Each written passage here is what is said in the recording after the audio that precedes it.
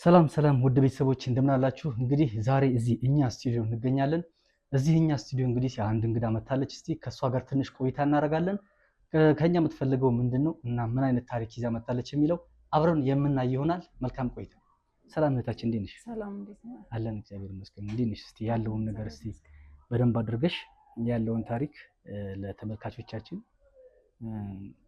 አብራሪልንና እስቲ ያለውን የተፈጠረው አንቺ እኛ ጋር የመጣሽበት ምክንያት ራስሽን በማስተዋወቅ እንግዲህ ጀምረሽ እስቲ በደንብ አድርገሽ ብታስተ ማርታ እባላለሁ።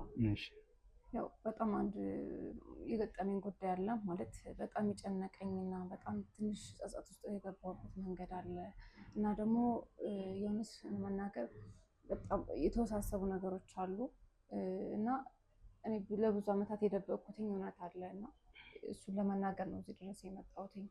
እና ጉዳዩ ደግሞ የሆነ ትልቅ ደረጃ ሳይደርስ የሆነ ማለት የሆነ ደረጃ ማድረስ አለብኝ ብዬ ያሰብኳቸው ጉዳዮች አሉና እነሱን ከእናንተ ጋር ማለት የሆነ እንድደርሱልኝ የፈለኩት እና ደግሞ የሆነ ሀሳቤን ማለት ሙሉ ለሙሉ ነግሬያችሁ ከጸጸት እንድድን ነው ዋናው ነገር እዚህ እናንተ ጋር የመጣሁት ማለት ነው። ኦኬ፣ በጣም ጥሩ። እንግዲህ ምንድን ነው እስቲ አንቺ የደበቅኩት ታሪክ አለ ብለሽኛል እና ምን አይነት ታሪክ ነው? ምንድን ነው የደበቅሽው? ለማን ነው የደበቅሽው የሚለውን ነገር እስቲ በደንብ አድርገሽ ነገር።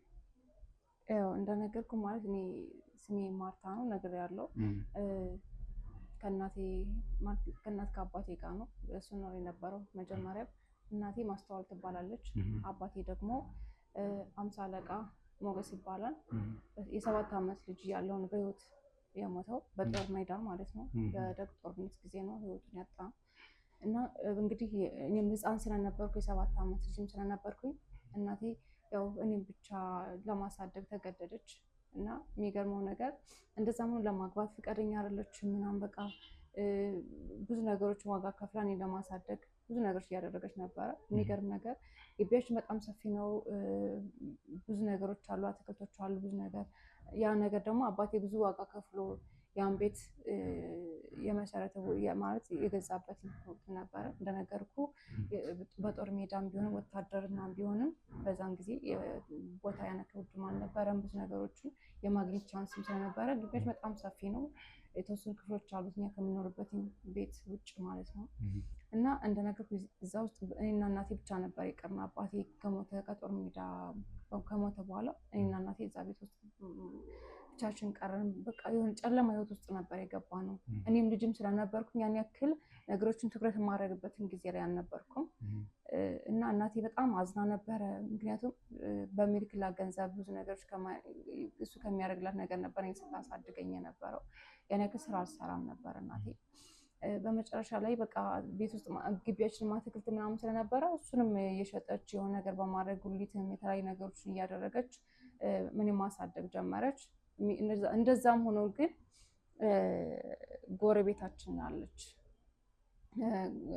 የእናቴ ጎረቤት ማለት ነው። እሷ ብዙ ጊዜ ከእሷ ጋር ትቀራረባለች ምናምን፣ ቡናም አንዳንዴ ይጠራራሉ፣ እየመጣች ጠይቃታለች እና ያወራሉ።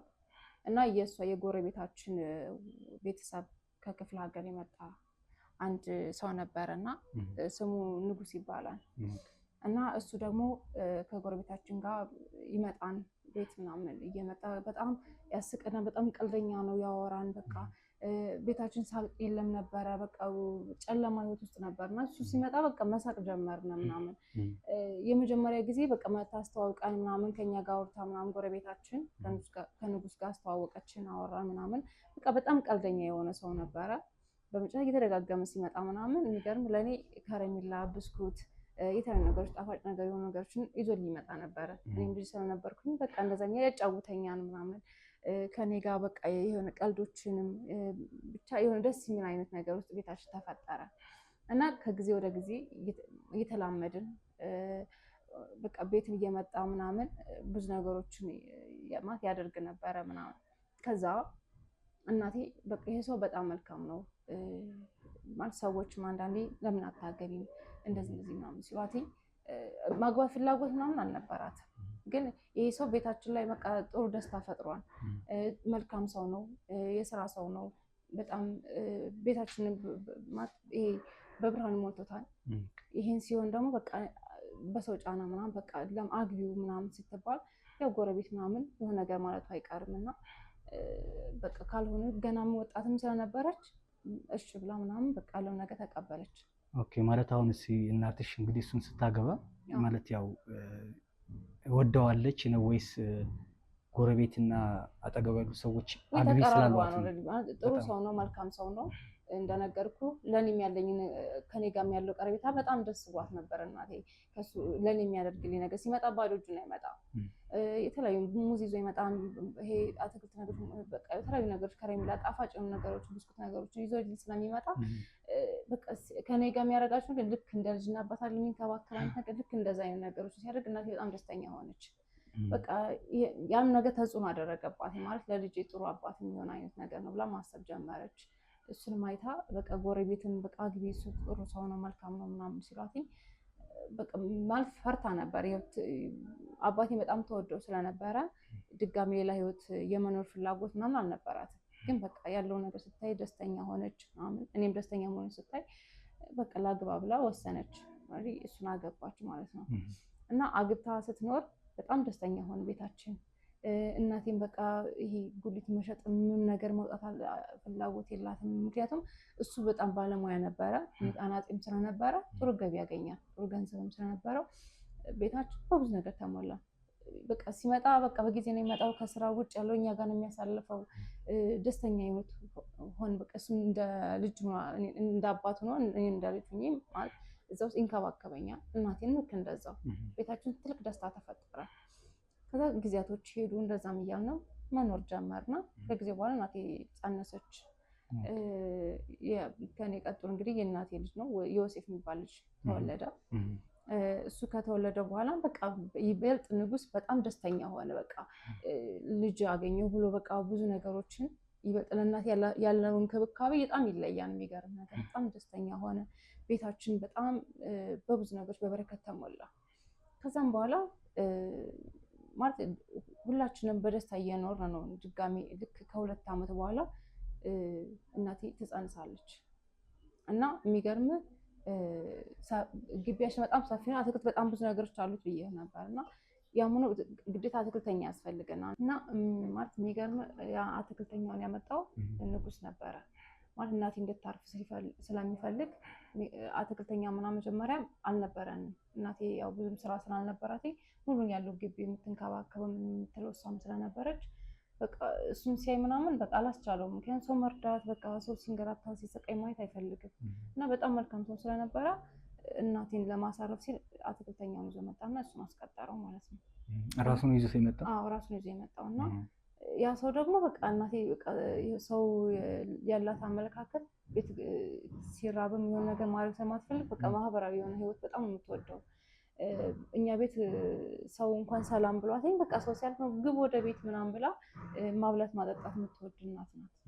እና በቃ አትክልተኛ ምናምን ተንከባክባ ምናምን ሲጨርስ ቤት ግባ ቡና ፍልታ ምናምን አጠጥታ ምሳ በልታ ምናምን ነው ያን አትክልተኛ የምትሸኘው። እና በተደጋጋሚ ይሄን ስታደርግ ምናምን ያው ጎረቤት ማየቱ አይቀርም ያያና እና ሁለተኛ ልጇን ስትጸንስ ማለት ነው ሉላ ትባላለች። ብዙ ነገሮች መወራት ጀመረ። ያረገዘችው ከባሏ ሳይሆን ከአትክልተኛው መባል አይነት ነገር የሚባል ወሬ እሱ ስለሚመላለስ ስለሚመላለስና ደግሞ እንደነገርኩ በቃ ይቀራረባሉ። በዛም ደግሞ ሰው በጣም ነው የምታቀርበው እናቴ በጣም ሰው ማብላት ማጠጣትም ስለምትወድ እሱም ደግሞ እንደዚህ ሰርቶ ምናምን ሲጨርስ መቼም በባዶ አትሸኘውም። እናቴም እንደዚህ ነገር አልለመደባትም እና ተንከባክባ አበልታ አጠጥታ ነው የምትሸኘው። እና አውርታ በቃ ምንም ስለማይ ማለት ነው እዛ ውስጥ የሚሆነው ነገር እያንዳንዱ ነገር አያለውን እና ሰው ብዙ ነገር ማውራት ጀመረ። ሁለተኛ ልጇን ስታረግዝ በቃ ከአትክልተኛው እንጂ ጭራሽ ከሱ አይደለም ምናምን የሚባል ወሬ። ከዚህ ይሄ ነገር ደግሞ ከንጉስ ጆሮ ይገባል ማለት ይሄ ነገር ይሰማል። ሲሰማ በቃ ከአንዴ ሞት ሲያልፈው ተደጋጋሚ ይሄ ነገር መስማት ሲጀምር በቃ ውስጡ የሆነ ነገር እየተፈጠረ መጣ። ይሄ ቤት ውስጥ በቃ የማይሆን ነገር ባህሪው መቀየር ጀመረ። ደስ የማይል ነገሮችን ከእናቴ ጋር የሆነ ንጭንጭ በቃ ጭቅጭቅ በቃ ሲወጣ ሲገባ ሲንከባከባት የነበረው ባህሪው ተቀየረ። በቃ ሲወጣም የሆነ ነገር ይናገራታል፣ ሲገባም ልክ እንደዛ አይነት ነገር በቃ ውስጣችን የሆነ ሰላም የነበረው ቤታችን ሰላም ማጣት ጀመረ። ማለት አሁን እንግዲህ እሱ ነው ይዞት የመጣው አትክልተኛው አይደለ?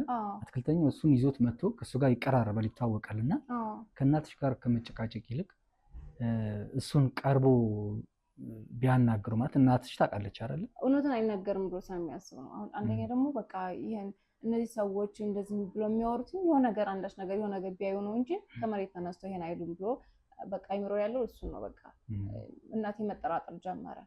አንቺ በዛ ሰዓት ላይ የስንት ዓመት ልጅ ነበርሽ? በዛ ሰዓት አይ ቲንክ ወደ 8 ወደ 9 እየሄድኩ ነበር። እና የዛን ሰዓት በቃ ይሄ ነገር ሲሰማ ምናምን የሆነ ነገር ሲረበሽ እኮ የሆነ ወሬ ትሰማለህ መቼም። ያ ነገር እኔ አላውቅም ማለት አልችልም። የሆነ ነገር ሰማለሁኝ። እናቴ ስትበሳጭ ስትናደድ በቃ ሲከፋት ምናምን ያለው ከዛ ያ እንክብካቤ ሁሉ በቃ ቤታችን ውስጥ ያለው ነገር ሁሉ ነገር ሰላም እየጠፋ ሲመጣ የእናቴን ጭንቀት መሆን ጀመረ። በቃ ላናገራት ምንም ነገር ልትነግረኝ አትፈልግም። በቃ እንዴት በእንደዚህ መንገድ ይጠረጥረኛል? እንዴት ሰው ብዙ ነገር ምን የምኖረው ህይወት ደስተኛ እየሆንኩ እንዳለ ሲያውቅ ሰው በቅናት ተነሳስቶ እኛ ጋር ለመለያየት ሊሆን ይችላል የነገር ተፈጠረው ምናምን ብላ ሁሉ ነገር አምቃ ዝም ብላ መኖር ጀመረች። ግን በቃ ሲገባ ሲወጣም በቃ ይሁን እንደነገርኩ በፊት አይጠጣም ነበረ። ምንም አይነት ሱስም አልነበረበትም። ይሄ ነገር ከሰማ በኋላ መጠጣት ጀመረ። አምሽቶ መምጣት፣ ሰክሮ መምጣት። ከዛ በኋላ እናቴ ጋር በቃ ሲጨቃጨቁ ያመሻሉ። ሰማቸዋለሁ ተኝቶ ምናምን የሆነ ነገር ሲያወሩ ሲጨቃጨቁ በቃ ለምን እንደዚህ ታደርጋለህ? እኔም በእንደዚህ መንገድ እንደምን ትጠረጥረኛለህ? ምናምን ብዙ ነገር ሲጨቃጨቁ ሰማቸዋለሁ ምናምን። ከዛ ይሄ ሁሉ ነገር እኔም ይረብሸኝ ነበረ። ማለት እንዴት እናቴን በእንደዚህ መንገድ ያስባታል ብዬም እኔም ውስጥ በጣም ይከፋኝ ነበር በሰዓቱ። እና ጊዜያቶች እንደዚህ እያሉ በቃ ከዛሬ ነገ እናቴም ደግሞ ፍቹንም አልፈለገችም። ምክንያቱም እነዚህ ልጆች ይዛ ምን ማድረግ ትችላለች? ሁለተኛ ደግሞ በሰው ወሬ ደግሞ ትዳሯ ማጣት አትፈልግም። ያን ነገር ችላ ዝም ብላ አምቃ መኖር ጀመረች። ከጊዜ ወደ ጊዜ ግን ማለት በቃ ውስጥ አለካ የሆነ ነገር እያቆሰላትም የሆነ ነገር ብቻ አላውቅም፣ ድንገተኛ የሆነ ህመም ታመመች እና ሕክምና ምናምን ወስጃታለሁኝ። ግን መድኃኒት እየወሰደች ምናምን ድንገት ነው ማለት ያጣናት እናቴን ማለት ነው። ኦኬ ሞተች? አዎ። አይዞሽ። በምን ምክንያት ነው የሞተችው? አላወቃችሁ ምክንያቱም? ይሄን በቃ ምንም የምናውቀው ነገር ድንገተኛ የሆነ ህመም ነው የታመመችው። እንደነገርኩ ከታመመች በኋላ ብዙም አልቆየችም። ሕክምና ወሰድኳት፣ መድኃኒት እየወሰደች ታዘዘላትኝ። ይሄ ነገር በቃ አንዳንዴ የሆላሊትን ኢንፌክሽን ይላታል፣ አንዳንዴ ደግሞ በቃ ብቻ እንደዚህ ነው የሚባል ህመም አልነበራትም። ለብዙ ጊዜ ጤነኛ ሆና ነበር የኖረችው። ማለት አሁን ይሄ እንደዚህ ወደዚህ ወደ ሞት የዳረጋት ከዚህ ከጭቅጭቁ አባትሽ እየጠጣ ከመጣ ጊዜ ጀምሮ ያለው ነገር ነው እንደዚህ ነው? ከዛም በኋላ ነው ነገሮቹ ድንገተኛ ህመም የታመመችው። እኔም አላወኩም የዛን ሰዓት። እኔም ተማሪ ነኝ፣ ትምህርት ቤት ሄዳለሁ እመጣለሁ። እንግዲህ ጠባብ የሆነ ጊዜያቶች ነው ያለን ከእናቴ ጋር እና ያን ጊዜ እኔ እንግዲህ በማኖርበት ሰዓት ምን እንደተፈጠረ ምን እንደሆነ የማውቀው ነገር የለም። ድንገት ታመመች፣ ሕክምና ሄደች። በማግስቱ ነው ድንገት በጣም ወደ ደከመችና ለወስዳት ማለት እንትን ወደ ሕክምና ለወስዳት ባልንበት ጊዜ ነው ህይወቷ ያለፈው እና ምንም ማድረግ አልቻልንም። ያው ሀዘን ተፈጠረ። በቃ እናቴ ማጣቴ በጣም ውስጤን ጎዳኝ። እንደነገርኩ ሉላ ልክ እንደተወለደች ብዙ 3 ዓመት ምናምን ይሆናታል ሉላ እናቴ ሞተችው ማለት ነው። እንግዲህ አስበው ህፃን ነች ሉላ ማለት ህፃን ነች፣ 3 ዓመት ልጅ ነች። ገና ልጆች ናቸው። እናቴ ነች ያን ሁሉ ነገር ተንከባክባ ብዙ ነገሮችን ሸፍና ስትኖር የነበረው። እኔም እንግዲህ አስበው ኃላፊነት በዛን ሰዓት እድሜም ያን ያክል አልነበረም። ከነሱ በትንሽ ልዩነት አለን እድሜያችን። ግን በቃ ከነሱ ደግሞ እኔ ይሻላለሁ በተወሰነ መንገድ ልዩነትም ስላለ። አባታችሁ ግን ከእናንተ ጋር ነው ያለው? እሷ ከመተች በኋላ ንጉስ አብሮን የነበረው። እንደዛም ሆኖ ግን አስበው በጣም ባህሪው ውስጡ ያን ነገር አልለቀቀውም እኮ የሱስ ምናምን ያለው ነገር አልለቀቀውም። ግን እናቴ በሞቷ በጣም አዝኗል። በቃ ብዙ ነገሮችን ጨለማ ነገር፣ ያ ደስታ ያ ሰላም ሁሉ ነገር ነው ያጣነው። እናቴ በሞቷ ህይወታችን ቤታችን ጨለማ ሆነብን። ምንም ማድረግ አልቻልንም። እነዚህ ልጆች ማንም የሚንከባከባቸው? ማነው ይሄ ነገር ሁሉ ኃላፊነት ወስዶ ማንም የሚያሳድገው? እኔም ልጅ ነኝ። ስለዚህ ምንም አማራጭ አልነበረንም። በቃ አባቴን በዚህ ምክንያት ማለት አባት ይሄ ንጉስ የሚባለው ማለት ነው ያው እኔ ልክ እንደ አባቴ አድርጌ ነበር የማየው። ማለት አባቴ ብዬ ነው የምጠራው። እና እሱ በእናቴ በሞት በጣም ተሰብሮ ነበረ። በቃ በእኔ ምክንያት ነው እንደዚህ የሆነችው ምናምን ብሎ በጣም ተሰምቶት ነበርና በጣም በጸጸት ውስጡ ተሰበረ። ሁን ብሎም ባሰበት በቃ ይባስ ብሎ መጠጣት በቃ ቤቱን መጠጥ እያመጣ መጠጣት ጀመረ። ላስቆም ምናምን ሞክሬያለሁ፣ ግን በተአምር ጭራሽ እኔን መስማት አይፈልግም። በእኔ ምክንያት ነው እናትሽ የሞተችው ምናምን፣ እሷን አጣሁ በቃ በጣም መልካም እኮ ናት። እኔ በሰዎች ወሬ ነው እንደዚህ ብዙ ነገሮችን በማይሆን መንገድ ስጠረጥራት የነበረው ብሎ በቃ እንግዲህ አንዴ እናቴ ከሞተች በኋላ አይመልሳትም። በጣም ብዙ ነገሮች ቢልም ምንም ነገር ስለማይችል ምንም ማድረግ አልቻለም። ነገሮችን ከጊዜ ወደ ጊዜ እሱም እየደከመ መምጣት ማለት እየታመመ የሚጠጣው መጠጥ አልኮል ምንም በቃ ምግብ ራሱ መብላት አቆመ ማለት ይቻላል። ዝም ብሎ በደረቁ ምግብ ሳይበላ መጠጥ መጠጣት ከዛ ሱስ ውስጥ ገባ። ውስጥ ተጸጽቷል በጣም እና ይሄ ሁሉ ነገር ከኛ በላይ እናቴ ነበረች የምትንከባከበው ብዙ ነገሮች የምታደርግለት የነበረው እና እኛም ልጆች ስለሆነ ለሱ ምንም እናደርግለት አልነበረም። ስለዚህ በቃ ሁሉ ነገር ሲያየው ከእናቴ ውጭ ባዶ እንደሆነ ነው እየተሰማው እና እነዚህ ልጆች እንደውም እሱ እንደሚያስፈልጋቸው ምናምን እንኳን አልተረዳም። እና ሲወጣ ሲገባ መጠጡ ላይ ያለው በቃ ጸጸቱን ነው። እናቴ ተደጋጋሚ የሚያነሳው የእናቴን ስም ነው። መጨረሻ ላይ ታመመ፣ አልጋ ላይ ነው የወደቀው። የአልጋ ቁራኛ ሆነ እና የአልጋ ቁራኛ ሲሆን ማለት የምንበላውም በቃ ሁሉ ነገር ድፍንፍና አለብን። በቃ እሱ በሚያመጣው ገንዘብ ነበር መጀመሪያ። የሚገርምህ እሱ ከመሞት በፊት እናቴ መስከር መጠጣት ከጀመረ በኋላ ጉሊት እየወጣች መሸጥ ጀምራ ነበረ። እርግጠኛ ነኝ ያኔ ነው የሆነ ነገር ተለክፋ የሆነ ነገር የታመመችው ብዬ የማስበው። ምክንያቱም መጀመሪያ ሰላምና ጤነኛ ነበረች። እሱ እንደዚህ መሆን ከጀመረ በኋላ ገንዘብ አይሰጣትም ነበረ። በቃ ሁሉ ነገር ልጆችም ስለነበር ለእኛ ደግሞ ሁሉ ነገር መናገር አልፈለገችም። እኔ ግን እያንዳንዱ ነገር ሰማ ነበር የሚያወሩትን። በቃ መኝታ ቤት ውስጥ ሆኖ ሲጨቃጨቁ ምናምን እሰማለሁ። ነፍስም ስለማውቅ ብዙ ነገሮችን አንደርስታንድ ማድረግም ስለምችል ከዛ በቃ ያ ነገር ሁሉ ነገር ይመስለኛል ለሞት የዳረጋት ብዬ አስባለሁ። ምክንያቱም እሱ የሚያመጣው ገንዘብ ሲያቆም እንደገና ደግሞ ወደ መጠጥና ወደ እንትን ነው ሱሱ ስለገባ ገንዘቡን እዛ ላይ ነበር የሚያጠፋው። እና ያ ነገር ሁሉ ከተፈጠረ በኋላ ቤት ውስጥ እንግዲህ እናቴም ጉዲት ሞተችም። ከሞተች በኋላ እሱም ያለው ነገር በቃ ስራ ማቆመ፣ ስካር ውስጥ ነው ያለው፣ አልጋ ቁራኛ ሆነ። እንግዲህ ማንም የሚያበላን የሚያጠጣ በዛን ሰዓት ማንም አልነበረንም። ማንም ዙሪያ ያየን ሰው አልነበር። ጎረቤት ምንም መጥቶ አልጠየቁትም። አዎ በቃ በትንሹ በቃ ባለን አቅም ግቢያችን ባለው አትክልት በተወሰነ መንገድ እንጠቀማለን። ያንን ነገር ሁሉ ግን በቂ ነው ማለት አይቻልም። ምክንያቱም አብስሎ ሁሉ ነገር ደግሞ አዘጋጅቶ አስቦ እንግዲህ እንጀራ ጋግሮ የሆነ ነገር ማድረግ ምናምን ብዙ ነገሮች አሉ። እሱን የሚሸፍንልን ሰው አልነበረም። እኔ በምችል አቅም ሁሉ ነገር ለማድረግ ሞከርኩኝ። እንደዛም ሆኖ ግን በቃ በልተን ለማድረግ እየጣርን ነበረ እና ትንንሹ እህት ወንድሞቼንም እነሱን ለማገዝ እነሱ ለማብላት ለማጠጣት ባለኝ አቅም እጥር ነበረ። እንደዛ ትምህርቴንም በቃ በአግባቡ መማርም አልቻልኩም። ዛሬ ነገ እያልኩኝ አልቻልኩም፣ አቋረጥኩ ትምህርቴን። ግን እነዚህ ልጆች የሚንከባከባቸው አልነበረም። እሱም እንደነገሩ ታማሚ ነው። ባለኝ አቅም እሱ ለመንከባከብ ደግሞ ብዙ ጥረት አድርጌያለሁ። መጨረሻው ግን አልቻልኩም፣ ሞተ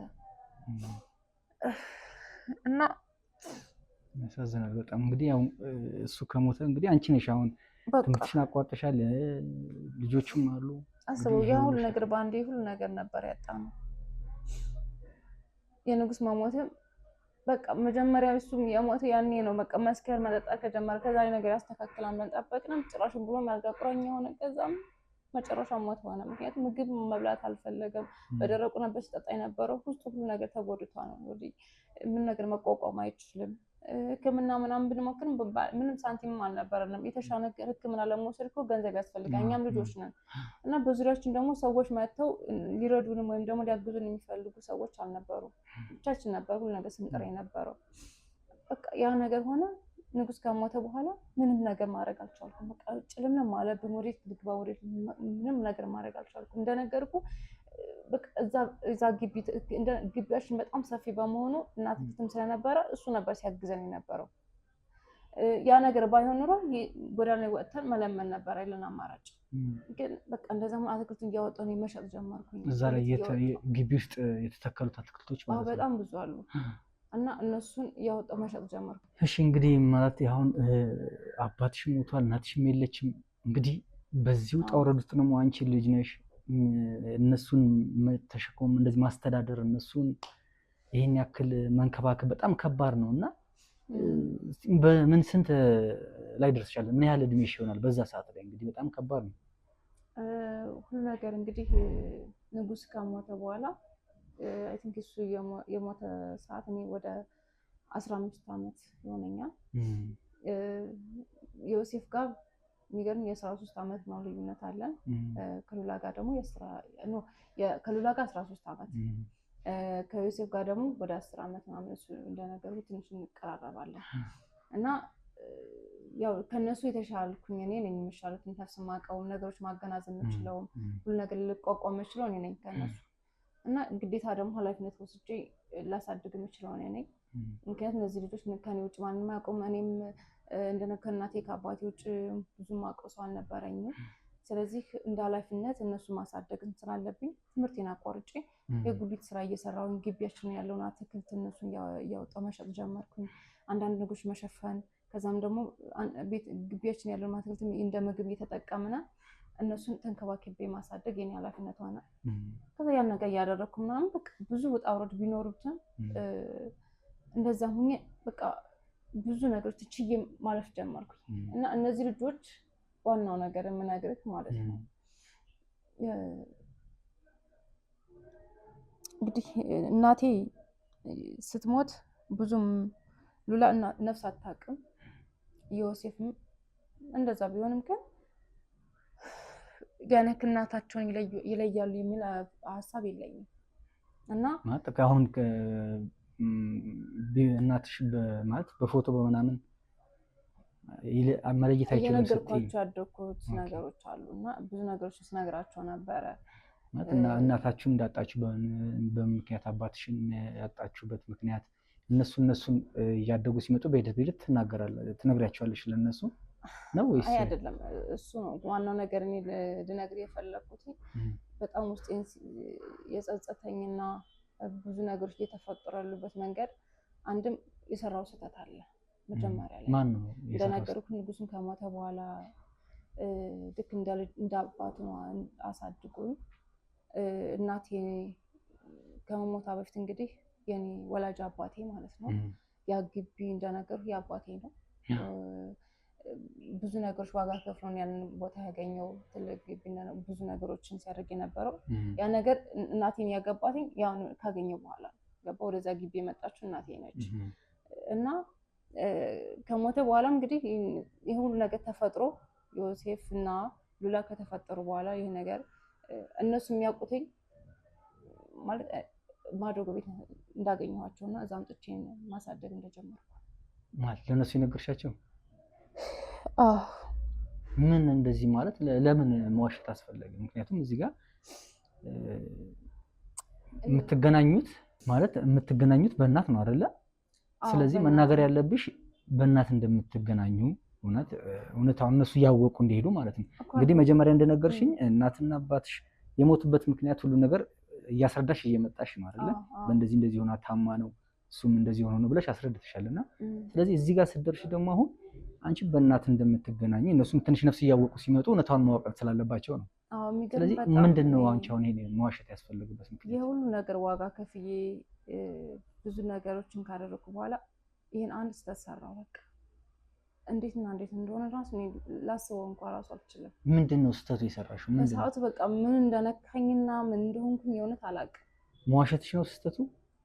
እነሱን እየነገርኳቸው እነሱን ያሳደግኩበት መንገድ አለ ማለት እናታቸው የኔ እናት እንደሆኑ አያውቁም። ሁለቱም እህትና ወንድም እንደሆኑ አያውቁም ማለት ማዶጎ ቤት እንዳገኘኋቸው ነው የሚያውቁት። ስለዚህ አንቺ ከዛ እንደመጡ አድርገሽ እንደነገርሻቸው? አዎ።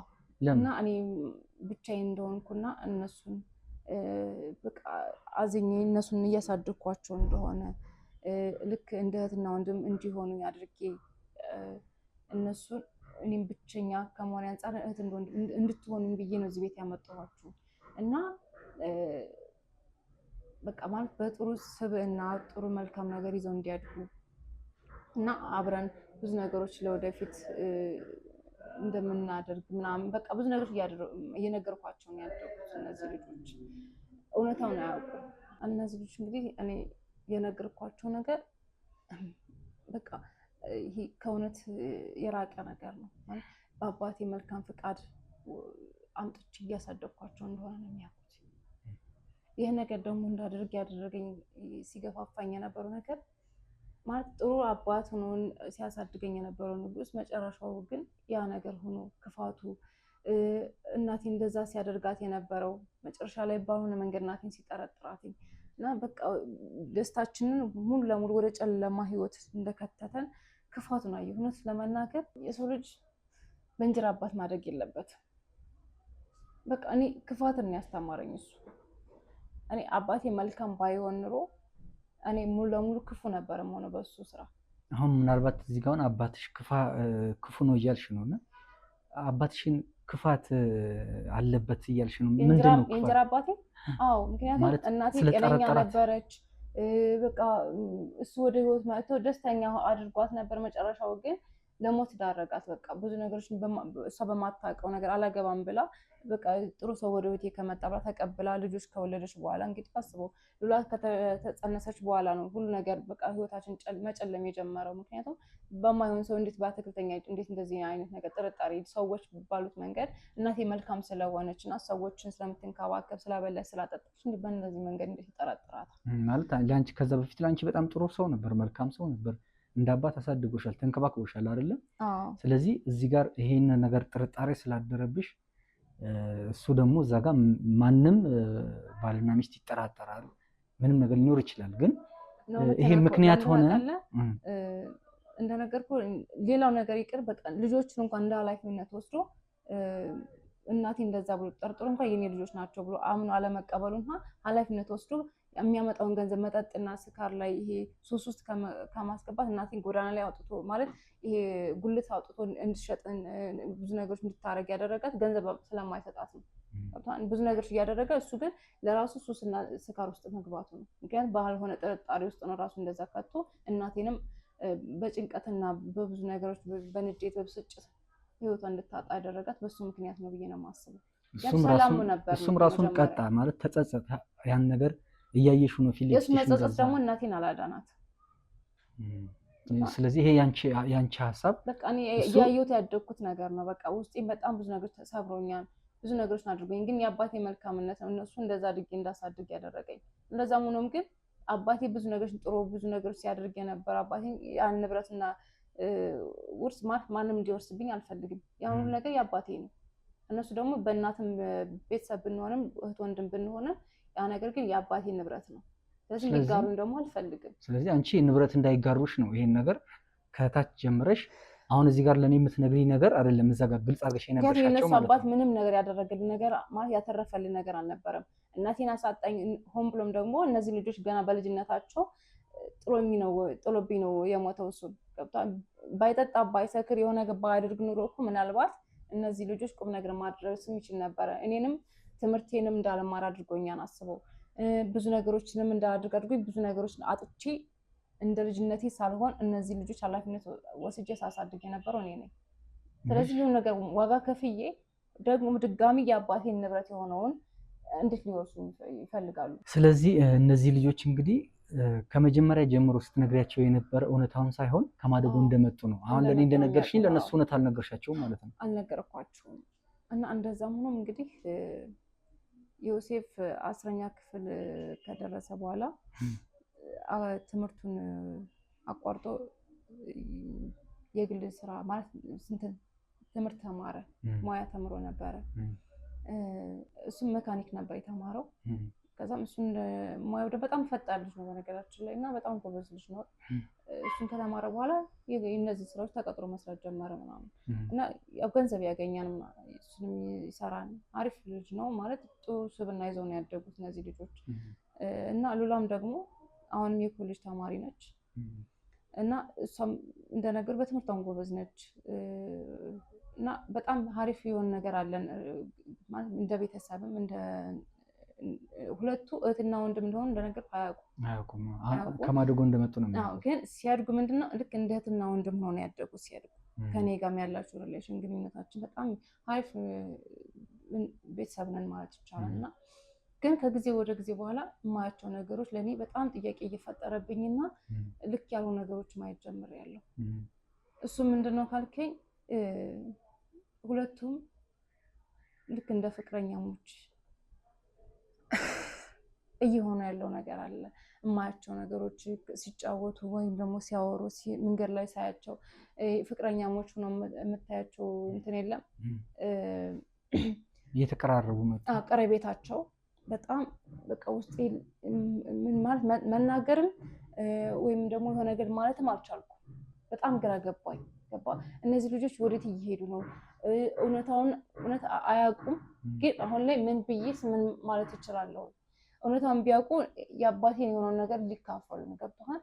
እነሱ የእናታችንን ድርሻ አለ ብሎ ነው የሚያስቡት። እንደዛም ከሆነ ምክንያቱም እናታቸው የኔ እናት እንደሆኑ ቢያውቁ የሆነ ነገር በቃ ያለውን ነገር ያን እውነታ ቢያውቁ የሆነ ነገር ማለታቸው አይቀሩም። ምክንያቱም እነዚህ ልጆች አባቴ በጣም ዋጋ ከፍሎ ያን ቦታ እንዳገኘ እና በጣም መልካም አባት እንደነበረኝ የሚያውቁት ነገር አልነበረም። ግን ያን ነገር ደግሞ እነሱ ከመሬት ተነሱ ያን ንብረት ደግሞ እንዲካፈሉኝ አልፈለኩም። ያን ነገር ደግሞ እኔ ምን ማድረግ እንዳለብኝ በጣም ውስጥ ጨነቀኝ፣ ግራ ገባኝ። እውነት ለመናገር ልክ ነኝ አይደለሁም አላውቅም። አሁን እዚህ ጋር አንቺ ንብረት እንዳይካፈሉሽ ትፈልጊያለሽ። ሁለቱ ደግሞ ያላቸው ቀረቤታ ደግሞ እኔ በጣም ጥያቄ ፈጥሮብኛል፣ ጸጸት ፈጥሮብኛል። ምክንያቱም እነዚህ ነገ ተጋብተው የሆነ ነገር ልጅ ቢወልዱና የሆነ ነገር ቢፈጠር ማን ነው የሆነ ማለት እኔ ነኝ ተጠያቂዋ።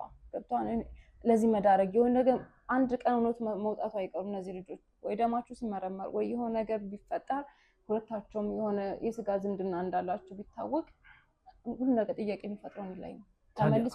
ይሄንን በዛ ሰዓት ላይ ለምን ታዲያ ይሄንን ነገር አቁመሽ ይሄን ነገር በምታይበት ሰዓት ላይ እንግዲህ ይሄ ነገር አቁመሽ ማናገር ወይ ደግሞ እውነቱን መናገር አልፈለግሽም ነበር? የዛን ሰዓት ላይ ወደዚህ ከመሄዳቸው በፊት ወይ ደግሞ አንድ ነገሮች ደስ የማይል ነገር እያየሁ ነው እያልሽ ነው አይደለ? አላውቅም ማለት ምን እንደሚሉኝ ስለማላውቅ ነው። እንግዲህ እነዚህ ልጆች ነፍስ አውቀዋል፣ ብዙ ነገሮችን ማድረግ የሚችሉበት እድሜ ደረጃ ላይ ያሉት።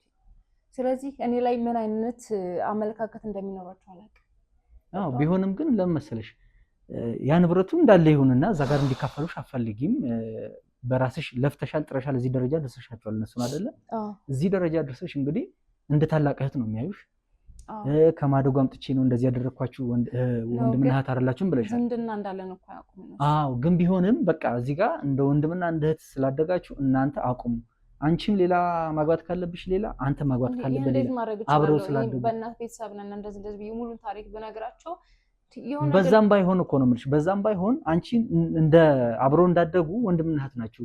ያ ነገር እንዳይታወቅብሽ ከፈለግሽም አስቆመሽ አይ እናንተ አብራችሁ ያደጋችሁ ናችሁ፣ እንደ ወንድምና እንደ እህት ናችሁ፣ ይሄ ነገር መቀጠል የለበትም ብለሽ አታናግረሽ። ዝምድና ከሌለን በቃ ከተዋደድና አብረን መኖር እንችላለን ብለሽ ገብቷል። በቃ በሆነ መንገድ እኮ ምናምን ለማግባባት ትሞክራለህ፣ እውነቱ በማይታወቅበት መንገድ ምናምን እነሱን በቃ የሆነ ነገር ለማለት ምናምን ትሞክራለህ። ግን እነሱ ልክ ነን ብለው የሚያስቡት እዚህ በእኔ ቦታ ሆነ ብታይ በጣም ከባድ ነው። ሌላው ደግሞ እኔ ያለሁበት አሁን ላይ በጣም ትልቅ ችግር ውስጥ ነው ያለሁት።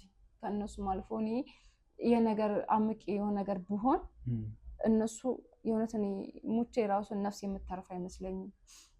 ይህን ያልኩበት ምክንያት እኔ አሁን ላይ የካንሰር ታማሚ ነኝ።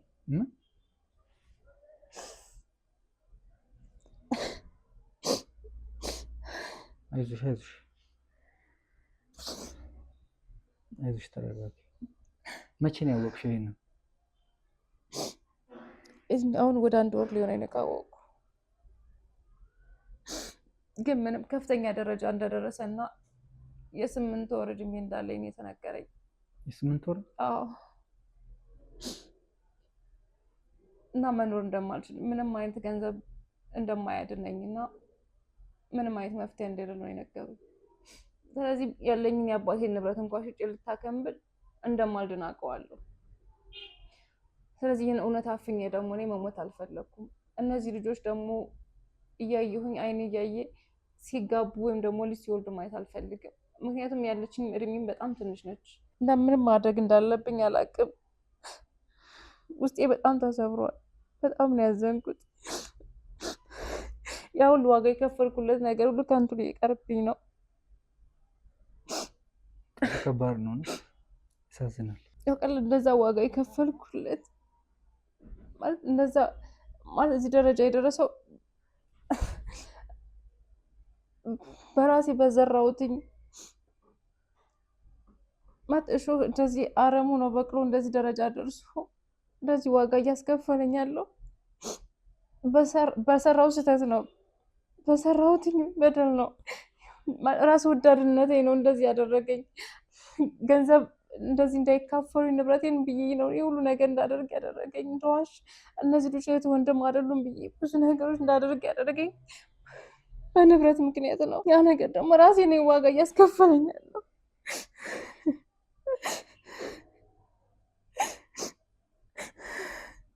አይዞሽ አይዞሽ፣ በቃ ተረጋጊ።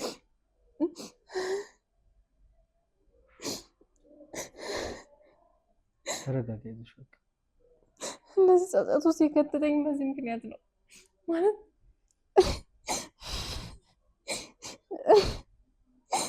ራስ ወዳድ ነኝ።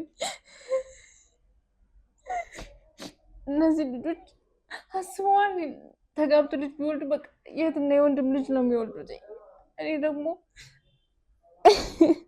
ለንብረት ብዬ እነዚህ ልጆች ዋጋ እያስከፈልኳቸው ነው። በዘጋ ውሸቴ በዘጋ አይዞሽ አይዞሽ፣ በቃ ተረጋጊ። አይዞሽ አይዞሽ፣ እንደሚሆን እናደርጋለን። ተረጋጊ። እሺ ምንድን ነው ማድረግ ያለብኝ? ምንስ ነው? በቃ እኔ ግራ ገባኝ እኮ። እነዚህ ልጆች እንዴት ነው እውነቱን ሊያውቁ የሚችሉ? አሁን ላይ ምን አይነት ነገር ውስጥ እንደገቡ ምን አይነት ፍቅር ህይወት ውስጥ እንዳሉ አላውቅም እኮ። ቢሆንም ግን አሁን አልረፈደብሽም፣ ገና ነው። ነገሮችን ለማስተካከል ካለብሽም ማስተካከል ትችያለሽ፣ ገና ነው። ስለዚህ ይሄን ነው ማስተካከል የምችለው ማለት እኔም እንደነገርኩ በጣም አጭር ጊዜ ነው ያለኝ።